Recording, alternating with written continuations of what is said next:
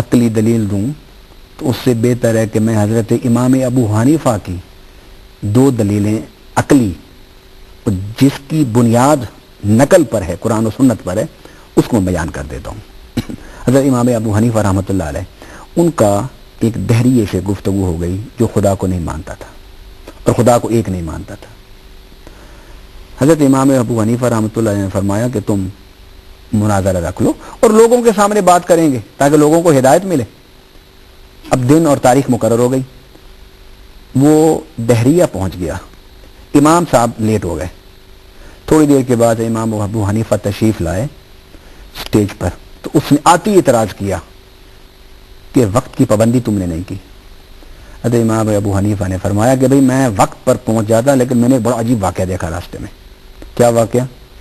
واقعہ یہ دیکھا کہ میں نے ایک درخت دیکھا، وہ کٹا، اس کے پھٹے بنے، کشتی بنی، اور وہ کشتی بننے کے بعد دریا کے اندر چلی گئی، سواریوں کو اٹھا رہی ہے، لے جا رہی ہے دوسری طرف، لا رہی ہے، لے جا رہی ہے، لا رہی ہے، لے جا رہی ہے۔ میں بڑا حیران ہوا۔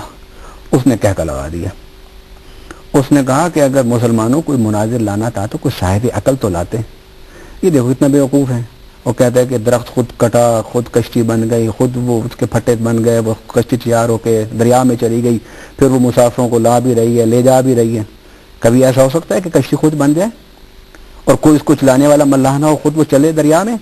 امام ابو حنیفہ رحمۃ اللہ علیہ نے فرمایا اگر میں کشتی کے بارے میں یہ سوچوں تو مجھے بیوقوف کہتا ہے۔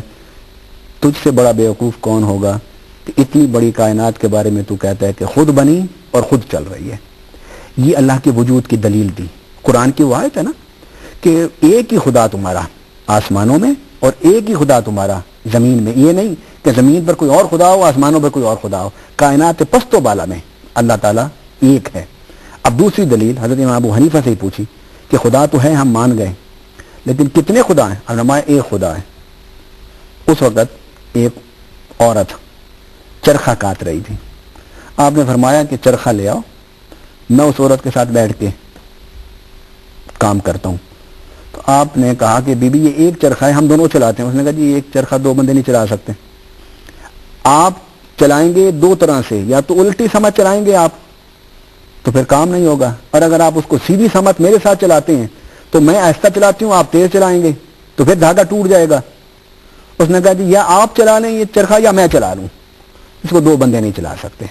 تو امام ابو حنیفہ رحمۃ اللہ علیہ نے فرمایا اگر ایک چرخے پر کام نہیں ہوتا، اگر 2 کام کرنے والے ہوں تو اس کائنات کو چلانے والے اگر 2 ہوتے تو قرآن نے کہا ہے لو کان فیہما آلہۃ الا اللہ لفسدتا، کہ اگر اس کائنات میں ایک خدا کے علاوہ کئی خدا ہوتے تو کائنات کا نظام دھرم بھرم ہو جاتا۔ اور علامہ صاحب آج کے اس دور میں بہت ضروری کی ذات پہ یقین کریں اور اس کے واحد ہونے کا نہ صرف ہم اقرار کریں بلکہ دل سے اس بات کو مانیں کہ وہ یکتا ہے، وہ واحد ہے، اور صرف اسی کی خدائی ہے جس میں ہمیں رہنا ہے اور اسی کے احکامات ہیں جن پر ہمیں عمل کرنا ہے۔ علامہ صاحب آپ کا بہت شکریہ۔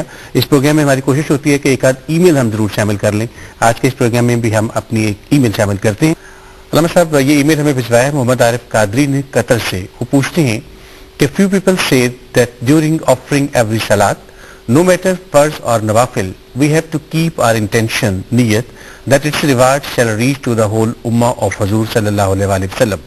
How much ajr reward will reach to the whole ummah by doing this niyat, and would it give relief to the person who are not offering salat regularly? ایسے تمام اشخاص جو نماز باقاعدگی سے نہیں پڑھتے، اگر ہم یہ نیت کرتے ہیں کہ جناب اس نماز کے پڑھنے کا ثواب ان تک بھی پہنچے تو کیا پھر انہیں نماز پڑھنے کی ضرورت نہیں رہتی اور ان کو نماز کا ثواب پہنچ جاتا ہے؟ لیکن نماز کا ثواب تو پہنچے گا، لیکن اس سے نماز کی فرضیت ساقط نہیں ہوگی۔ جب آپ پر نماز فرض ہو گئی ہے تو اس فرضیت کی ادائیگی کے بغیر آپ سے وہ نماز ساقط نہیں ہوگی، آپ کو وہ نماز پڑھنی ہوگی۔ ثواب آپ کو کوئی بھی دے سکتا ہے، آپ نماز پڑھیں مجھے ثواب دے دیں، میں نماز پڑھوں آپ کو ثواب دوں، اور یہ دینا چاہیے اس لیے کہ اللہ رب العالمین کام کرنے والے کے اجر میں بھی کمی نہیں کرتا، اور اگر وہ کسی دوسرے کو ثواب دیتا ہے تو اس کو ثواب مل جاتا ہے۔ لیکن اس کا یہ نہیں مطلب کہ میں اگر عصر کی نماز پڑھ رہا ہوں اور میں آپ کو ثواب دینے کی نیت کرتا ہوں تو اس کا یہ نہیں مطلب کہ آپ سے ادائیگی ساقط ہو گئی ہے۔ آپ کو ثواب ملے گا، ادا ساقط اس وقت ہوگی، آپ کے کندھوں سے ساقط اس وقت ہوگی جب آپ اس کو ادا کریں گے۔ اس کی ایک اور مثال میں دے سکتا ہوں۔ اس سے ہٹ کے، جس طرح بیت اللہ شریف میں آپ نماز پڑھتے ہیں ایک نماز، تو کتنے نمازوں کا ثواب ہے؟ 1,00,000 نماز کا ثواب ہے۔ اگر آپ وہاں پر 10 دن رہے اور آپ نے 10 عصر کی نمازیں پڑھ لیں تو آپ کو 10,00,000 نمازوں کا ثواب ہے۔ اس کا مطلب آپ واپس پاکستان آئیں تو ساری نمازیں چھوڑ دیں کہ آپ نے تو 10,00,000 نمازوں کا ثواب اپنے نامہ اعمال میں لے کر آ گئے۔ آپ نے 10 سال 5 نمازیں 10 دنوں میں 5 نمازیں پڑھی ہوں گی نا، اور ہر نماز آپ نے 10 دفعہ پڑھ لی، اور ہر نماز کا ثواب آپ اپنے نامہ اعمال میں 10 لاکھ لے کر آ گئے۔ اب اس کا یہ نہیں مطلب کہ آپ سے واپس آنے کے بعد اب آپ کو نماز پڑھنے کی ضرورت نہیں، وہ ثواب آپ کو ملا ہے، لیکن جب نماز کا وقت شروع ہوتا ہے نا تو نماز آپ پر فرض ہو جاتی ہے۔ جب نماز فرض ہوتی ہے تو وہ فرض ساقط تب ہوگا جب آپ اسے ادا کریں گے۔ علامہ صاحب بہت شکریہ کہ آپ نے اس پروگرام میں ہماری رہنمائی فرمائی۔ آپ سب کا بھی بہت شکریہ کہ آپ نے اس پروگرام کو دیکھا۔ اگر آپ کے ذہن میں بھی کوئی ایسا سوال ہو جو آپ ہم سے پوچھنا چاہیں تو اس کے لیے بڑا آسان سا ہمارا ای میل ایڈریس ہے info@rasool، یعنی INFOSHAFAATRSWL info@rasool@yahoo.com۔ اس ای میل ایڈریس پر آپ ہم سے رابطہ کر سکتے ہیں۔ آج کے اس پروگرام کے آخر میں آپ سے چھوٹی سی بات کرنا ہے کہ اللہ تعالیٰ کی ذات واحد ہے، وہ ایسی یکتا ہے کہ جس کی کوئی اور مثال نہیں ہے۔ اگر ہم اپنی زندگیوں میں اس تصور کو اس حد تک راسخ کر لیں کہ صرف وہی ہے جو ہمیں سب کچھ عطا کر سکتا ہے، تو پھر ہم شرک سے بچ سکتے ہیں۔